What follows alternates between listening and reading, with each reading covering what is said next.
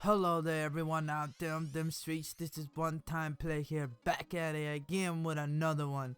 Today's video is about the meta changes. These changes will be implemented in Tuesday with the release of the Chaos Theory collection event. I will show you the dev stream where they discuss the legends and gun changes. This is from a stream now deleted and re-uploaded. We don't know the details to take down the video, but I'm showing the original clip before it was taken down. Now, like always, hit the subscribe to stay updated on everything Apex. Here's the clip from the dev stream where they talk about the changes to all sorts of legends and the buff and nerfs to some of our most beloved weapons in the game. Enjoy.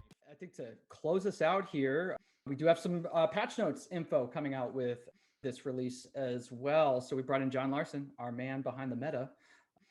John, what can we expect in 8.1? Yeah, so first and foremost, let's address the elephant in the room, Pathfinder. His hitbox change in Season 7 put him at approximately the size of a juvenile elephant, and it doesn't make sense for him to retain low profile. So he's definitely easier to hit now, and the data backs that up. So with this update, no more low profile on Path. He's free. Moving on to that gassier, sneakier elephant, which is Caustic. Bilal talked about Caustic's narrative being in a troubled state, but from a gameplay perspective, it's quite the opposite. He is thriving. For many players, Apex's movement mechanics and gunplay promote fast-moving fights. Caustic is brutally effective at slowing engagements down. The entirety of his kit revolves around gas, with a large area of effect, slow, vision obstruction, and direct health damage. His strengths were really brought to the forefront once teammates could play in friendly gas with relatively no repercussions. In matches that last more than 20 minutes, which happens frequently at higher level play, he actually has the highest win rate.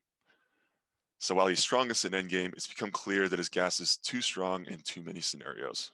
So with this update, instead of ramping up gas damage from 6 to 12 per tick, it will damage at a flat rate of 5.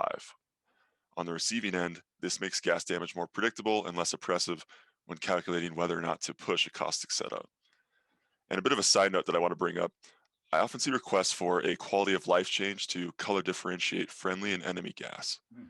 Right now, the biggest hesitation teammates have when fighting in gas is when two Caustics are involved. With differentiation, it only encourages teammates to play in gas even more, actually making them stronger. All gas should not be easy or fun to fight in, unless you're Caustic, and that's by design. But it's not a zero-sum game, and gas fights simply favor the friendly team over the enemy team too much. Because Caustic fights tend to be drawn out, Caustic often has his ult available in every engagement. Damage-dealing ultimates are meaningful, and players should have to make the calculated decision every time they consider using one. We feel it's appropriate to increase his ult cooldown from 2.5 to 3.5 minutes, which is right between something like Gibby's ult and Bang's ult. So I'm really curious to see how Caustic performs with these changes. Of all the changes we were considering, this one felt most reasonable for both parties. I got a few Caustic mains on my friends list, and I'm eager to hear from the community about how this feels both playing as Caustic and against Caustics. So back to the regularly scheduled program, no more stupid elephant references. Similar to our reasoning with the Caustic ult, Horizon's Black Hole will also get a cooldown increase from 2 to 3 minutes. And we got some other stuff in the works with Horizon. She's pretty strong right now. A different tactical that's also proven to be strong is Gibraltar's Dome. On part of his journey from zero to hero over the past 2 years, we made healing 15% faster in his bubble. And Gibby's pretty strong right now, and it was never super readable in the first place, so we're going to remove the Dome fast heal altogether. Watson still finds success at high level play, and as far as competitive is concerned, I'm curious to see if we'll see more usage from her, given the Caustic changes.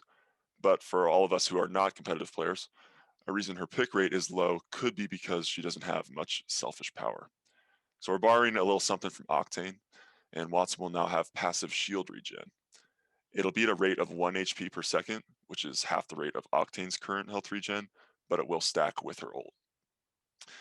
And man, I feel bad for Rampart. We gave her a meaningful buff at the start of the season, but we also introduced a character that could completely destroy all her walls with one knuckle cluster. We originally wanted to give players the ability to learn that any sort of explosive grenade would actually inflict half the damage of the equipment's starting HP. So this is both for Sheila and walls. However, that message wasn't clearly communicated, and considering Rampart could still use a buff, explosives no longer deal extra damage to her equipment. And this is pretty significant. For example, instead of something like an arc star dealing 200 damage to a wall, it will now inflict the standard 70.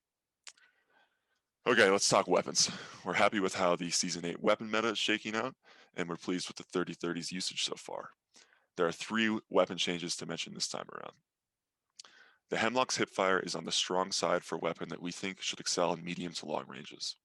So to decrease its burstiness up close, we're increasing its hipfire spread to be more in line with the Scout. The Wingman has fallen to the wayside a bit because it's a lot less forgiving than many other mid-range options. To compensate for that, we're giving it 1 extra bullet. So base increase from 5 to 6, purple mag from 8 to 9. The Mastiff, on the other hand, has remained dominant. In an effort to reduce the big damage potential this thing has with every shot, we're dialing back the per pellet damage from 13 to 11. To compensate for that, we're increasing the fire rate just a bit. Oh, and one more thing. So save the best thing for last. You know when you're like bottom of Oasis and you find that gold Spitfire, you're like, sweet, gold weapon. And you pick it up and you're like, oh man, it's got Respawn's favorite 1x2 variable sight on it. Like that's a bummer. So we're kind of updating ourselves. We're coming with the times here, and we say, you know, all ARs and all MGs will now come with the 2x Bruiser. But it gets even better than that. For all gold weapons and all care package weapons, you can now swap out to any optic that's available for that gun, except for the Kraber, because if you could put like a 1x on the Kraber, that would be OP.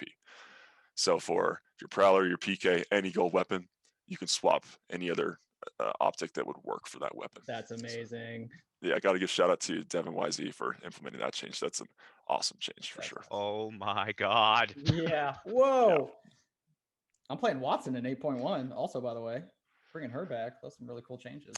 Yeah, it's fun. I mean, it's kind of nice too, like for like shield swapping, you know, you might, if you level up your Evo armor, instead of ripping a cell, you can kind of just wait that out and have that regen. So yeah. Totally.